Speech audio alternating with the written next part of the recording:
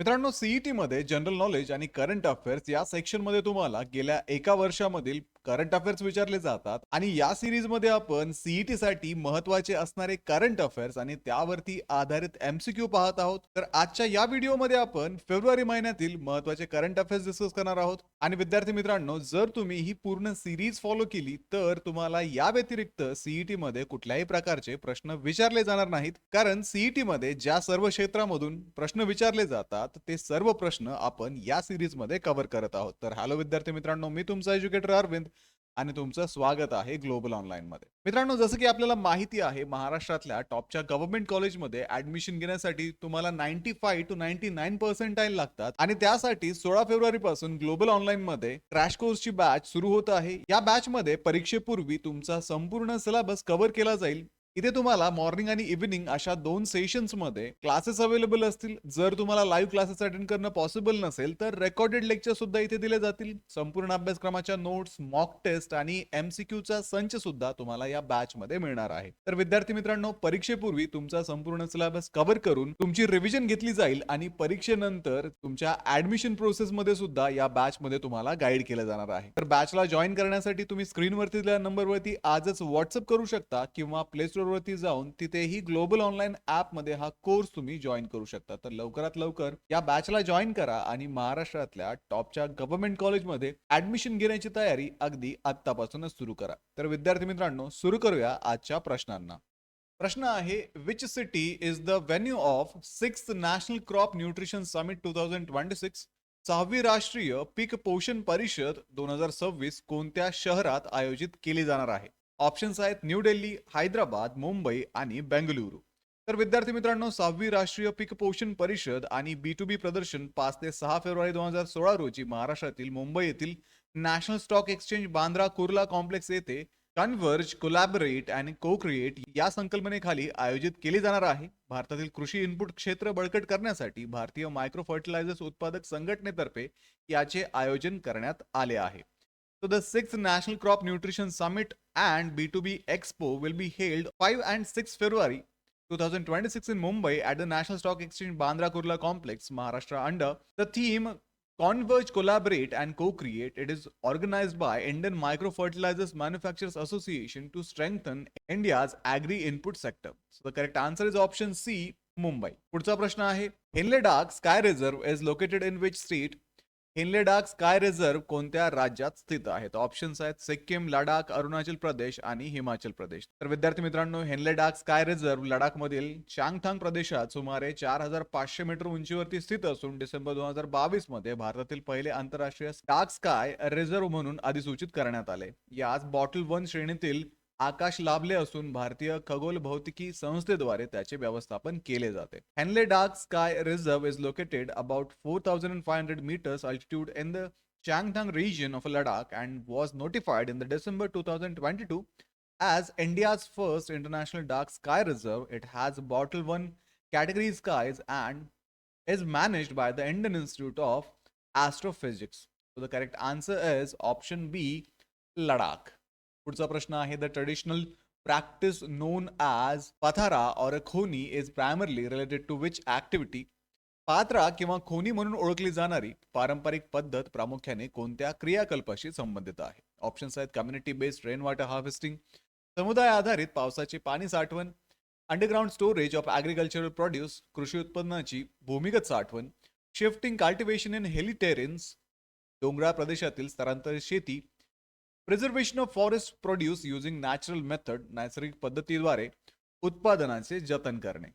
तर विद्यार्थी मित्रांनो, पात्रा किंवा खोनी ही नव्याने कापलेले धान्य, गवत व मातीने लेपलेल्या भूमिगत आयताकृती खड्ड्यामध्ये साठवण्याची प्राचीन पद्धत आहे. आंध्र प्रदेश ओडिशा सीमेवरील श्रीकाकुलम जिल्ह्यातील उद्यानमम प्रदेशात ही पद्धत प्रचलित होती व ती ओलावा, उंदीर आणि चोरीपासून संरक्षण करते. So Patra is also called खोनी is an ancient method of storing freshly harvested paddy in underground rectangular pits plastered with the straw and clay, practiced in Uddanam region of a Srikakulam district near Andhra Pradesh Odisha border. It protects grains from moisture, rodent and theft. So the correct answer is option B, underground storage of agricultural produce, कृषी उत्पादनाची भूमिगत साठवण.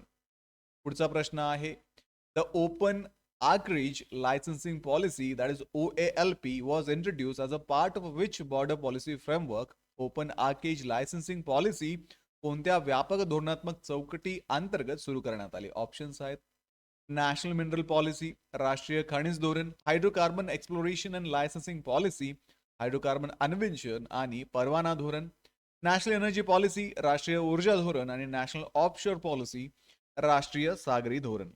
तर विद्यार्थी मित्रांनो, open आर्केज licensing policy ही hydrocarbon अन्वेषण आणि परवाना धोरण अंतर्गत सुरू करण्यात आली असून 18 वर्षाहून अधिक काळ कार्यरत असलेल्या न्यू एक्सप्लोरेशन अँड लायसन्सिंग पॉलिसीची जागा तिने घेतली आहे. या धोरणामुळे कंपन्यांना ब्लॉक्स निवडून नॅशनल डेटा रिपॉझिटरीत भूकंपीय माहितीचा वापर करून सरकारी अधिसूचनेची प्रतीक्षा न करता अन्वेषण सुरू करता येते. So the open arcage licensing policy was introduced under the hydrocarbon exploration and licensing policy, replacing the new exploration and licensing policy that operated for over 18 years. It allows companies to choose blocks, access seismic data from the National Data Repository, and begin exploration without waiting for the government notification. So the correct answer is option B, hydrocarbon exploration and licensing policy, hydrocarbon अन्वेषण आणि परवाना धोरण, HELP. पुढचा प्रश्न आहे, the Bihar government recently approved the installation of first grain ATM machine in which city as a pilot project. Bihar सरकारने pilot प्रकल्प म्हणून पहिल्या ग्रेन ATM यंत्राची स्थापना कोणत्या शहरात मंजूर केली आहे? ऑप्शन्स आहेत, गया, मुझफ्फरपूर, भागलपूर आणि पटना. तर विद्यार्थी मित्रांनो, बिहार सरकारने पायलट प्रकल्प म्हणून पाटणा येथे पहिले 3 ग्रेन ATM यंत्रांना मंजुरी दिली. जागतिक अन्न कार्यक्रम आणि भारतीय अन्न महामंडळ यांच्या सहकार्याने विकसित केलेली ही यंत्र 24/7 कार्यरत राहून सार्वजनिक वितरण प्रणालीच्या डेटाबेसशी इंटरनेटद्वारे जोडलेली आहेत. So Bihar approved the first 3 grain ATMs machines in Patna as a pilot project developed by the World Food Program with the Food Corporation of India. These machine operates 24/7 and use internet connectivity to access the public distribution system database. The correct answer is option D, Patna. Next question आहे, which state won the national award for most proactive state under the regional connectivity scheme in the non-priority area category? प्रादेशिक संपर्क योजना RCS उडान अंतर्गत non priority क्षेत्र श्रेणीत सर्वात सक्रिय राज्य हा राष्ट्रीय पुरस्कार कोणत्या राज्याने जिंकला? ऑप्शन्स आहेत, कर्नाटका, गुजरात, उत्तर प्रदेश आणि मध्य प्रदेश. तर विद्यार्थी मित्रांनो, उत्तर प्रदेशने RCS उडान अंतर्गत हा पुरस्कार मिळवला असून 2016 मधील 59.97 लाख प्रवाशांपासून 2025 मध्ये 1.55 कोटी प्रवाशापर्यंत वाढ नोंदवली. हवाई माल वाहतूक ही 2016 मधील 5,895 मेट्रिक टनावरनं 2025 मध्ये 29,761 मेट्रिक टनापर्यंत वाढली असून 9 वर्षात 17.58% CAGR नोंदवला गेला. So the Uttar Pradesh received the award under RCS Udan due to strong aviation growth, with the passenger members rising from 59.97 lakh in 2016 to 1.55 crore in 2015. Air cargo also increased from 5,895 metric tons in 2016 to 29,761 metric tons in 2025, recording a CAGR of 17.58% over 9 years. So the correct answer will be option C, Uttar Pradesh. What is the name of multilingual artificial intelligence tool proposed in Union Budget 2026-27 to integrate AgriStack portals? केंद्रीय अर्थसंकल्प 2026-27 मध्ये AgriStack portal एकत्रित करण्यासाठी प्रस्तावित बहुभाषिक कृत्रिम बुद्धिमत्ता साधनाचे नाव काय आहे? ऑप्शन्स आहेत, ॲग्री AI प्लॅटफॉर्म, भारत कृषी, फार्म AI आणि भारत विस्तार.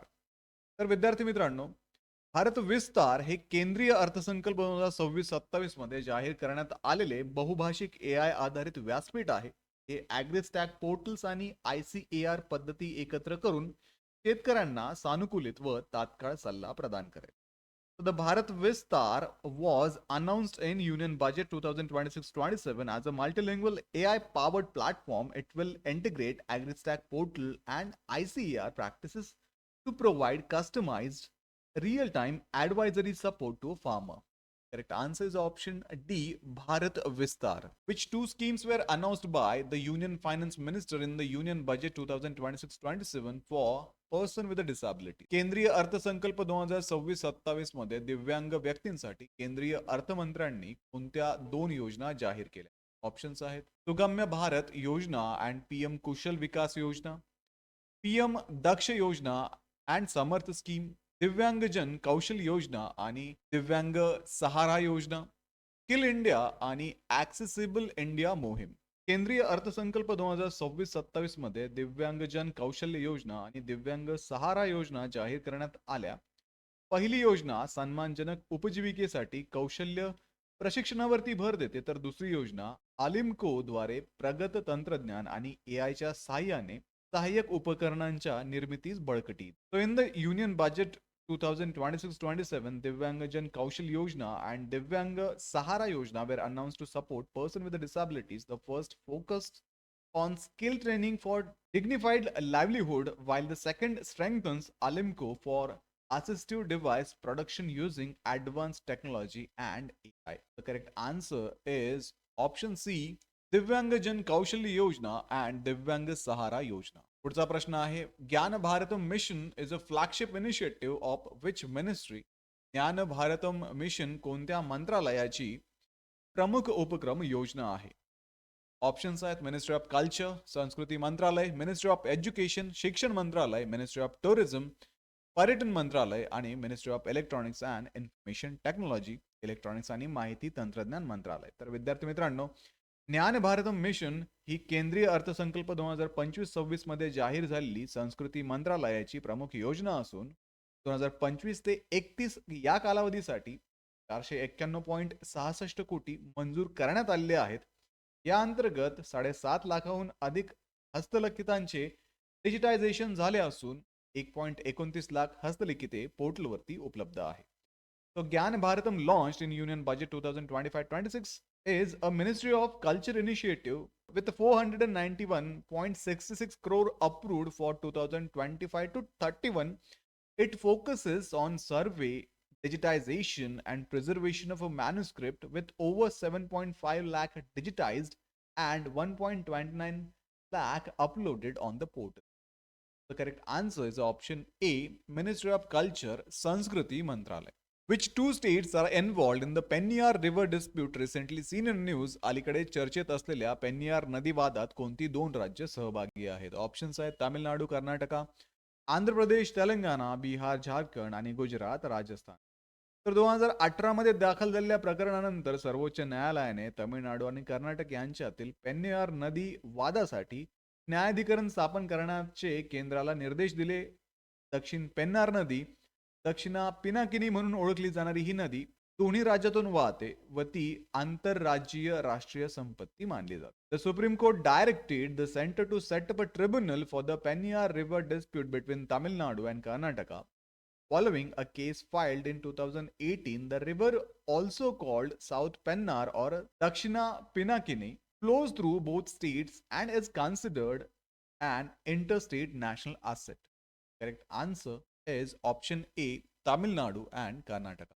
तर विद्यार्थी मित्रांनो, हे होते सीईटी संदर्भात महत्त्वाचे करंट अफेअर्स. या व्हिडिओमध्ये आपण महत्त्वाचे एमसीक्यू आणि त्याचे आन्सर्स पाहिले.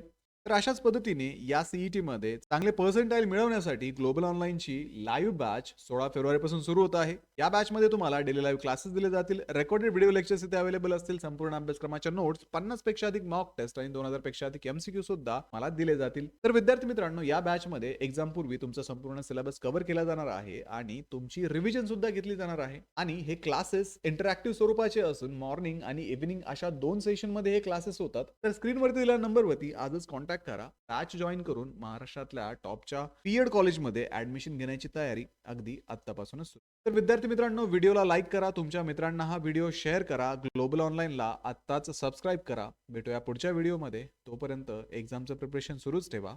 थँक्यू.